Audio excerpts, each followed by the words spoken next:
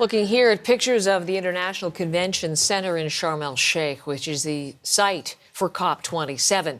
The science of climate change is the focus of this day 4 in Egypt. Delegates hearing about the role of research and innovation when it comes to tackling global warming. We're also expecting to hear from Canada's Minister for Environment and Climate Change, Steven Guilbeault, going to be speaking to the conference later today. And we're hearing already from the United States and the top figure in that country on the climate file. Chris Brown is at COP27 covering things for us, and a chance to connect with Chris to find out what John Kerry is talking about. Good morning, Chris. I know you've been speaking with him. Tell us more about that conversation. Well, we got to crash a meeting of sorts with John Kerry and Steven Guilbeault, a very polite crash, I must say. And they were talking, amongst other things, about methane emissions. Canada has committed to cut its methane emissions in the oil patch and beyond by 75% by 2030. So this was a chance to sync up regulations, talk about ways of plugging leaks and so forth. But of course, the big story for this conference was the midterm elections and how they might affect the United States going forward on climate change, especially if the Republicans, as it looks, control at least part of Congress, and many Republicans are indeed climate change deniers. So I asked John Kerry what those results will mean for the United States and its ability to be a long-term, reliable partner on the climate front. I think it reinforces with everybody the sense that we are there for the long haul. And we don't know the results of the Senate yet, but it's so narrow and so close. It changed the political atmospherics because of the absence of the so-called red wave. And that means that the president is in the driver's seat on this at this point.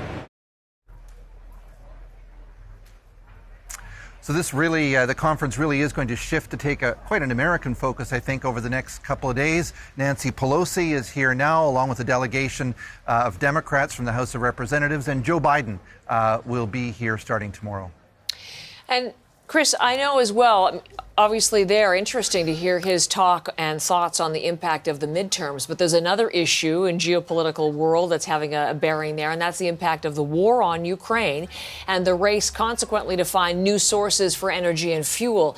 Tell us how that is playing there. Well, a big report came out today by Carbon Tracker, Heather. It's concluding that as European countries mostly look for other sources of gas, just that short-term spike in gas use could chew up about 10% of the permissible emissions, let's say, that the world can emit by 2050. And it's also going to detract from new investment. So that's a big concern. I talked to Canadian environmental activist Sephora Berman about that.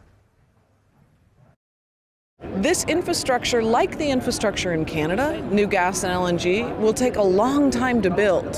And so it's not going to help Europe in the short term.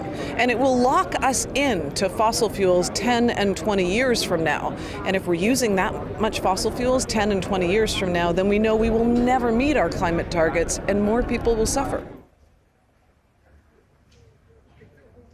Another interesting stat that came out today was that there are 25% more representatives from oil companies, lobbyists and so forth here at this COP than in other COPs. A lot of them have come from places in Africa, for example, Senegal, places that really have oil or particularly gas reserves that they want to develop. And their message is going counter to a lot of civil society groups that are basically saying, look, we can't rely on promises from European countries to support us in the development of renewable infrastructure. We need to go with what we've got, and that means gas.